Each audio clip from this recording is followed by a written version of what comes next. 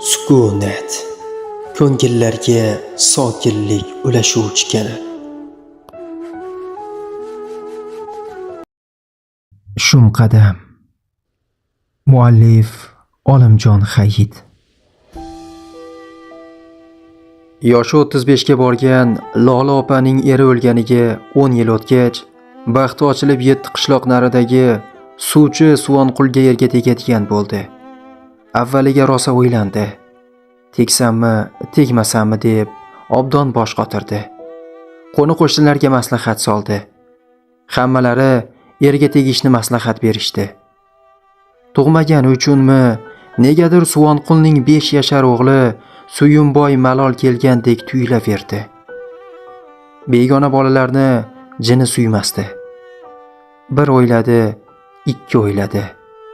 Ehtiros baland kelaverdi. Bunaqangi paytlarda bola ko'zga ko'rinarmidi? Enamning o'rnida enam deb, yon devor qo'shnisi Suydi onadan oq fotiha so'radi. "Xola", dedi xiyol bosh egib. "Yoshim ham o'tib borayotganga o'xshaydi. Enamning o'rniga oq fotiha bering. Ko'rganim, bilganim shu bo'lsin. Ichkuyovman deb meni izza qilmasin."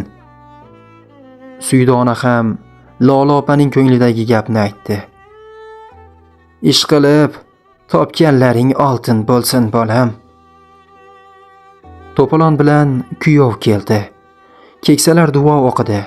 Lola opa umrida 2-chi marta oq ro'molga burkanib, kuyov bo'lmishning qoshida bosh egdi.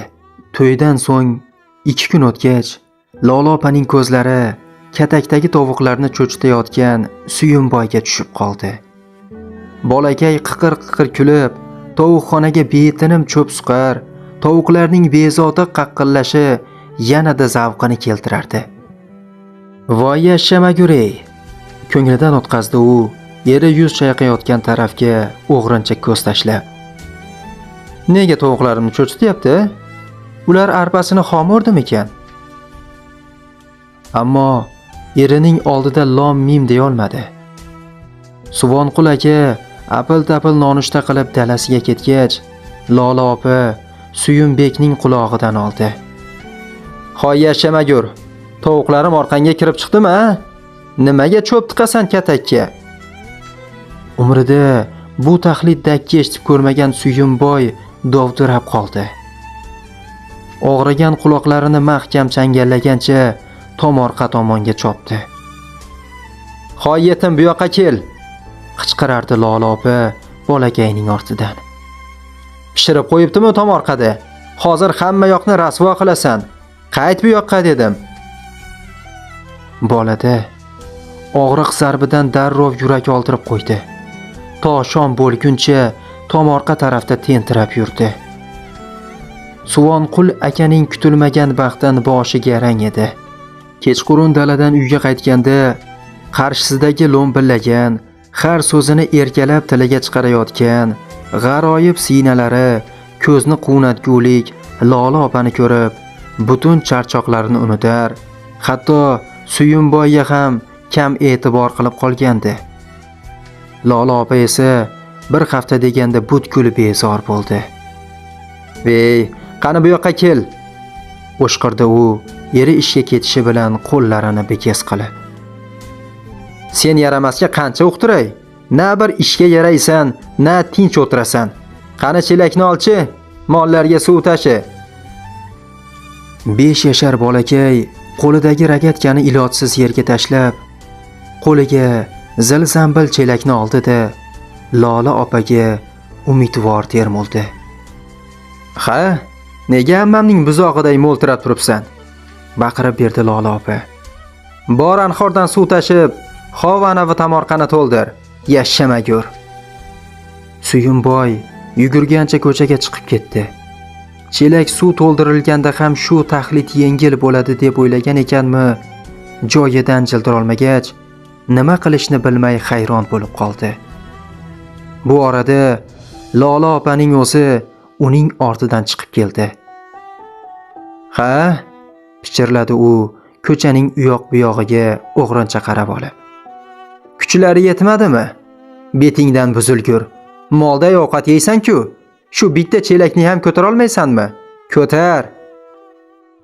Suyunboy kuchana nihoyat chelak to'la suvni sudrab ichkariga yurdi. 10 kilo suv bolaning belini bukdi. Darvozadan o'tib, hovliga qadam qo'yganda chiday olmadi. Tizzalari qaltirab, beixtiyor suvni to'kib yubordi. "Voy og'zingdan qoning kelgur!" o'shqirdi Lola opa bir-biriga tutash kelgan qoshlarini chimirib. "Boyagina supurgandim-a? Hovlimni loyga botirding-ku? Ha, tug'may enang o'lsin seni. Enaginang o'lsin, shumayoq." Shu payt ko'chadan qo'shnisi Xoldor temirchining 10 yashar qizchasi yugurib kelib qoldi.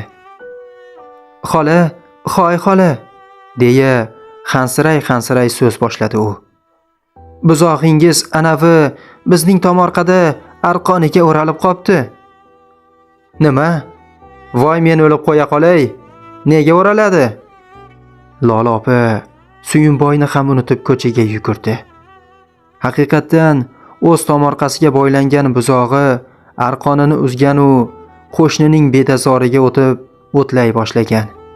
Kim bilsin, qandaydir xodaga uzilgan arqon o'ralib buzoq bo'g'ila boshlabdi. Lola opa ulgurmadi. To xalloslab yetib borguncha jonivor bo'g'ila jon berdi.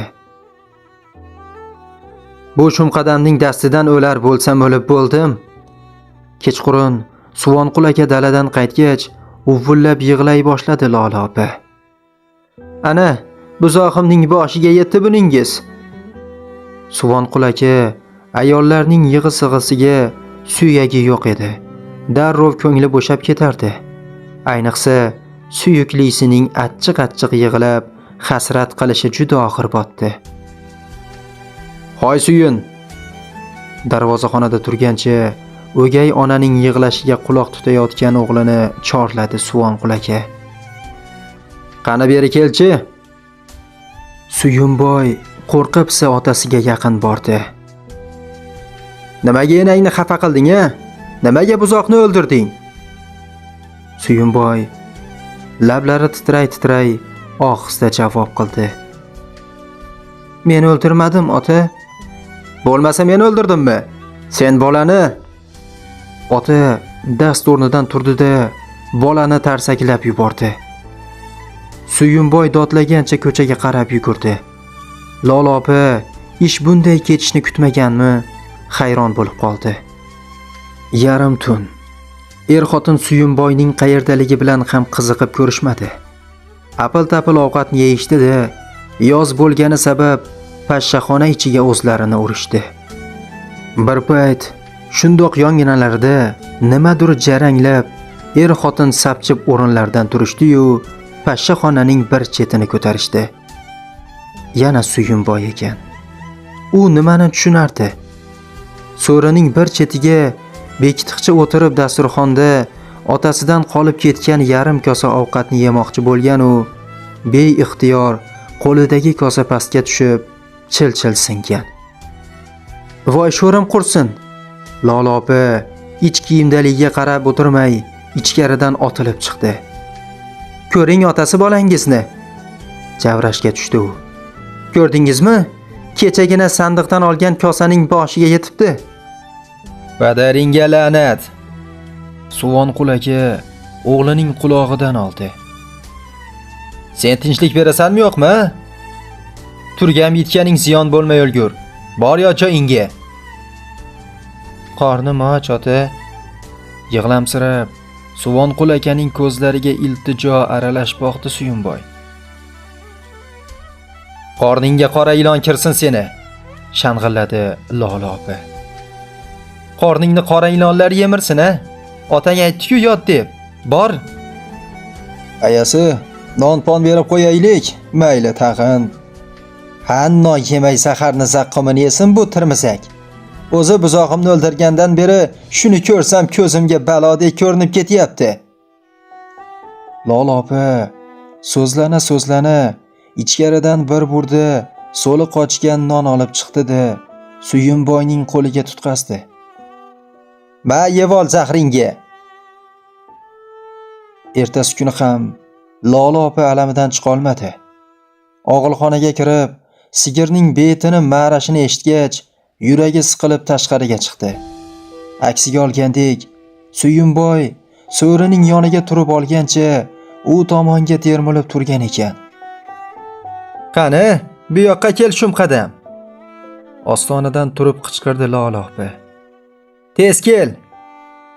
Suyunboy qo'rqapsa o'gay onaga yaqin bordi. "Otang yo'q edi, bir adabingni beray sen juvonmarkni." Shunday dedi-da, Lola opa uni og'ilxonaga olib kirdi. "Ana bu somon to'la tog'orani ko'rdingmi?" "Ha, ko'rdim", javob qildi Suyunboy. "Tez terit qilchi." "Men bilmayman-ku." "Sendan bilasanmi deb so'radimmi? Bo'l, engashib ustiga suv quydi, keyin aralashtir." Bola itoatkorona tog'ora ustiga engashdi-da, ro'parada turgan chelak ichidagi cho'michni olib, somon ustiga quydi. So'ngra jajji qo'llari bilan somonni aralashtirishga tushdi. Shunda beixtiyor tizzalari qaltirab, o'zi ham tog'oraning ichiga tushib ketdi. Tog'oraning bir chetidan bosib tushgan ekan, ag'darilib ketib, somon yer bilan bitta bo'ldi. "Yashamagur!" Qarg'ana uni tog'oradan chiqarib oldi Lola opa. "Shuni ham eplay olmaysanmi? Molda yeganlaring qayerga ketyapti o'zi? To'rga qol, ko'zimga ko'rinma. Hozir sigirni ham ochdan o'ldirasan sen." Suyunboy qutulganiga shukr qilib yugurgancha hovliga chiqdi. Ammo u o'gay onadan osonlikcha qutula olmasligini bilmasdi. "Hoy yetimchi!" Teritni tayyorlab qo'ygach, tashqariga chiqib baqira boshladi Lola opa. "Meni oldimga kel." "Juda yaxshi. Qani mana bu chelakni bir tomonidan ushlab ko'tar. Bir kuchingni ko'raychi seni." Suyunboy o'gay ona tutgan chelakning bir chetidan ko'tarib, asta darvozaxona tomon u bilan baravar keta boshladi. Suv chayqalib borardi. Bir ikki tomchisi Lola opaning ko'ylagiga to'kilgan bo'ldi-yu, unga Xudo berdi. Zarb bilan chelakni yerga qo'ydi-da, Suyunboyning boshiga mushtladi. "Juvonmark, otang ko'ylak olib berib qo'yganmidi menga? Jonimdan to'ydirib yubording-ku." "Urmang meni." Bu Suyunboyning birinchi isyoni edi. "Nimaga uraverasiz? Bolangizmanmi?" "Voy, hali tiling ham bormidi seni? Hali menga gap qaytaradigan bo'ldingmi? Shoshmay turgin." Lola opa shartta ko'ylak yoqasidan g'ijimlab oldi-da, Suyunboyni og'ilxonaga sudradi. "Sen o'z boshimcha yetimchani shunday kuyga solayki, gap qaytarganlaringga pushaymonlar yegin. Hali menga otang ham gap qaytara olmagan. Sen qoldingmi endi tirraqlik qiladigan?" Lola opa bolani sudraklab og'ilxonaga olib kirdi. Bir chetda sigiri ishtaha bilan terit kavshardi. "Kechgacha mana shu sigirning yonida yotasan", dedi Lola opa qo'liga eskiroq arqonni olib. "Molday bo'yningga arqon solib qo'yaman. Qachon esing kirib menga gap qaytarmaydigan bo'lganingda bo'shatib olaman. Menga qara, otangga chuq etsang, tilingni sug'urib olaman. Bildingmi?" Suyunboy o'gay ona nimalar qilmoqchi ekanini tushunmasdi. Indamay bosh irg'ab bo'ynini Lola opaga tutdi. Ayol bolaning bo'yniga arqonni mahkam boylab, bir chetini ustunga mahkamlagach, sekin eshikni yopib, tashqariga chiqib ketdi. Arqon Suyunboyning bo'yniga shu qadar mahkam bog'langandiki, ustundan uzoqlashib, pastga egilishning ham iloji yo'q edi.